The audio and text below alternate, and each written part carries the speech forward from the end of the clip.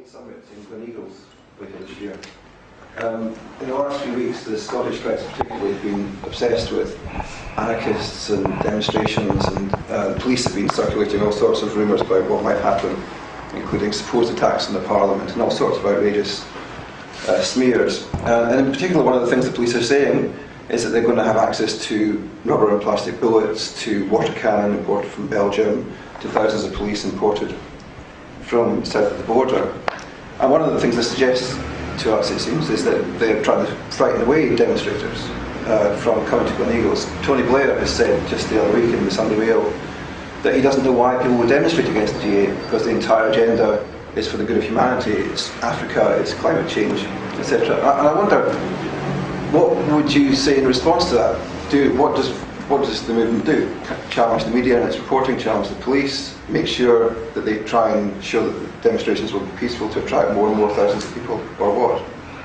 Well, if the past is any guide, and it's the only guide we have, I would suspect that the hysteria about anarchist violence and bringing in police and so on is probably provocation.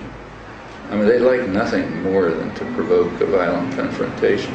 That puts the issues off the agenda. Then you don't have to bother with the issues that the protesters are raising, and you can talk about the fact that somebody threw a stone at a bank window.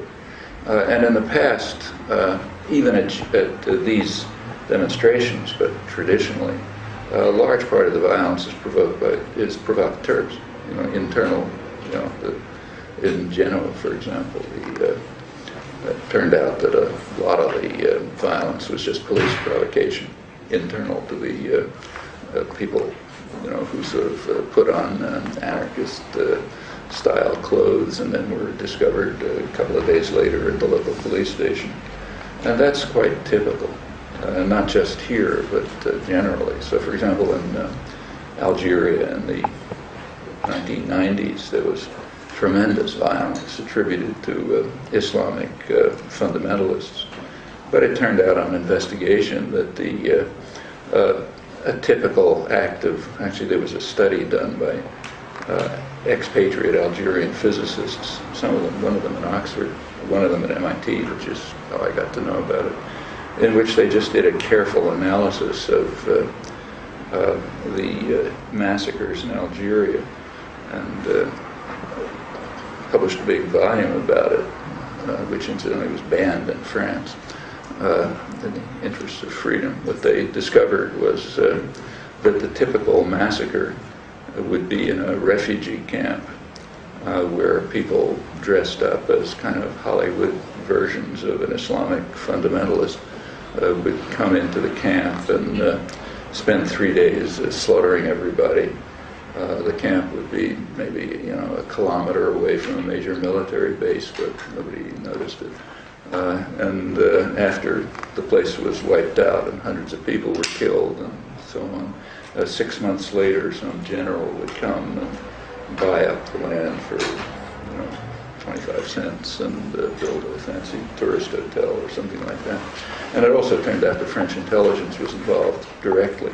France never gave up Algeria. They just tried to reconstruct their control of it in other ways, economic, political, and the standard devices of Western societies. England pioneered it, in fact. Intelligence and security penetration to carry out provocation and so on. Well, that's been typical of big demonstrations forever. I remember it very well in the 1960s. In fact, in the 1960s, I was involved very much in organizing resistance. And the resistance groups were not really clandestine in any deep way, but we did things that we didn't want publicly known. But every group learned very quickly that you cannot talk about anything serious in a meeting which includes, say, 7 or 8 people, because 1 or 2 of them will be an informer. So everything serious that had to be done was always done with affinity groups, small groups of people who know each other, and, you can trust each other and so on. And that's true on just about everything. So I'd assume it's very likely true here too. And trying to build up an atmosphere of tension will both tend to provoke the violence that they're hoping for, and if it doesn't, they'll do it themselves. That's what police provocateurs are for. It's an old tradition of security forces. What the protest, Blair's statement is, again, kind of like the BBC apologizing when they talk about it. We know what G8 is. It's not a humanitarian organization. And the protesters have something very important to say, and they ought to get it across. One of the methods of preventing them from doing it will be to create an atmosphere of violent confrontation, in which case you can talk about stone throwing and ignore the significant points that are being brought out, but the demonstrators should pursue their own agenda. Actually, this is extremely typical of there's a long history of this. You take a look at the whole history of external imperialism or internal domestic control. So it almost always turns into a matter of a confrontation between two kinds of strength. One is political strength, the other is military strength. The imperial powers had military strength, but not political strength. That's in the hands of the population. Domestically, and whether it's union organizing or protests about government policies or whatever, it's the public that has political strength. It's the power centers that have the means of violence. And that just extends to almost everything. And it means that a very natural, the proper tactic for those in power is to try to shift everything to the arena of violence, because that's where they're strong. And the proper tactic for everyone else is to shift matters to the domain of issues and principles and so on, because that's where they're strong.